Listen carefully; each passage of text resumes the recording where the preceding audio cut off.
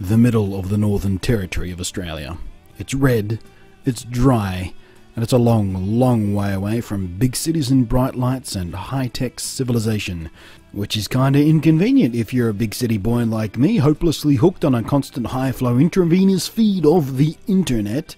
But it's unbelievably awesome if you're like me and have an astronomical fascination with astronomy, because being a long, long way away from big city lights means you get skies that look like this.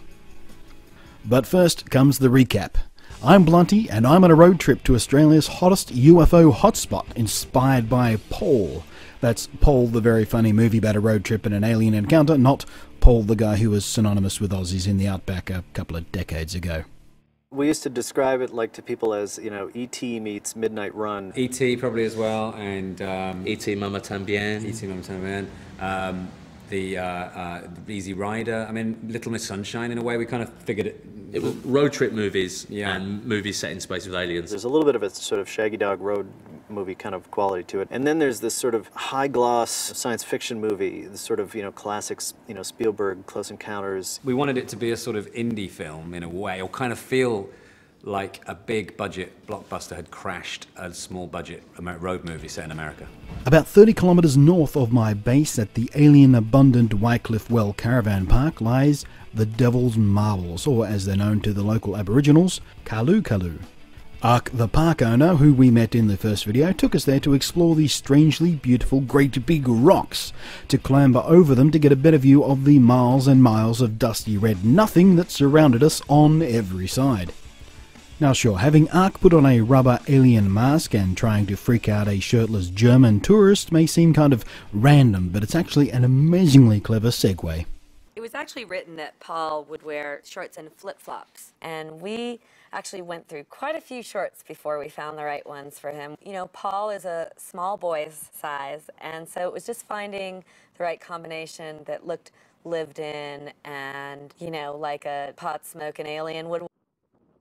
As stunning as the Devil's Marbles are during the day, I was here to hunt aliens and UFOs, and according to the locals, the best time to do that is the silent darkness of an outback midnight. So we returned when the sun went down and the stars came out. And boy, howdy did the stars come out. The night was cool, there wasn't a breath of wind, and aside from the occasional unexplained and slightly unnerving scurrying noises from the nearby foliage, there wasn't a sound to be heard.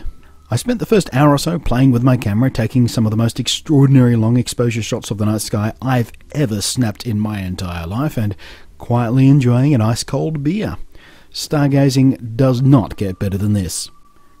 But aside from about half a dozen shooting stars, there was no unusual activity in the lonely vastness of the sky. No strange lights tracing paths across the blackness at all. I was starting to feel slightly miffed.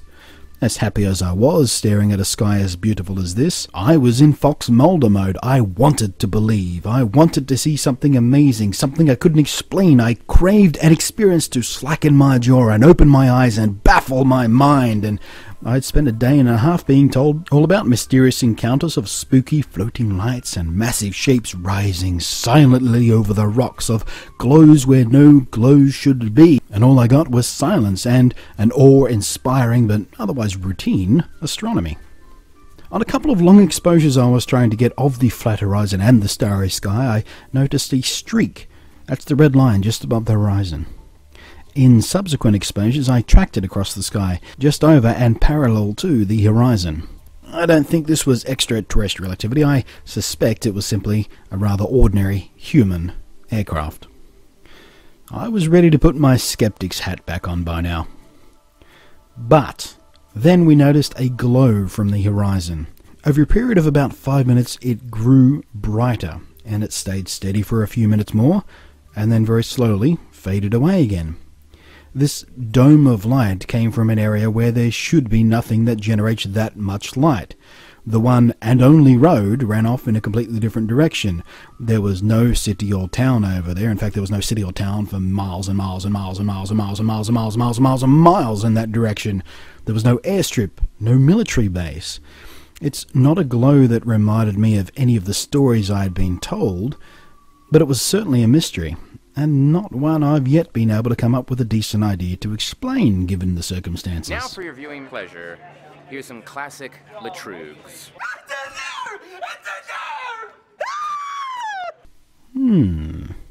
Still not convinced.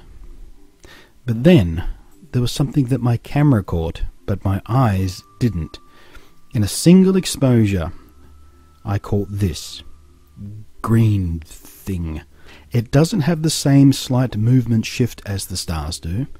It's certainly the wrong colour for anything that should be up there. And that almost too stereotypical shape. It's a UFO. It's certainly unidentified. It's flying, or at least floating up there, and it's an object, UFO. But is it alien? It could be some kind of lens aberration or flare, but if it is, it's certainly unlike any fault of camera or lens I've ever seen, and I'm not a man who is unfamiliar with the physics of photography. And I've used this particular camera and this particular lens a lot, and it has never done it before, and it's never done it since. So the question hangs there, like it seems it hangs over every story or picture seen of a UFO. What the hell is that thing? I'm happy to invite any and all explanations and speculations.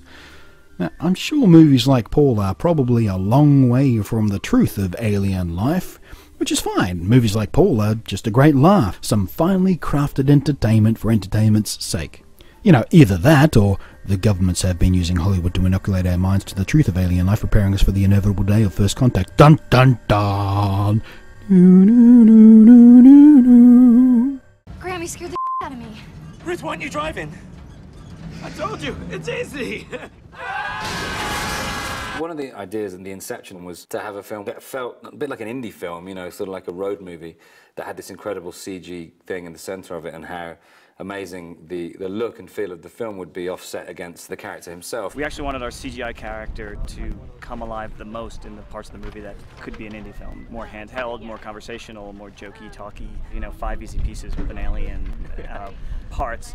And then the other more action-y, the chase scenes, the explosions, the car stuff, all that should feel kind of like the movie that those guys, those two characters that Simon and Nick play, have in their brain. But when we're with them and they're driving around the RV, it should seem like a much more of an indie road movie.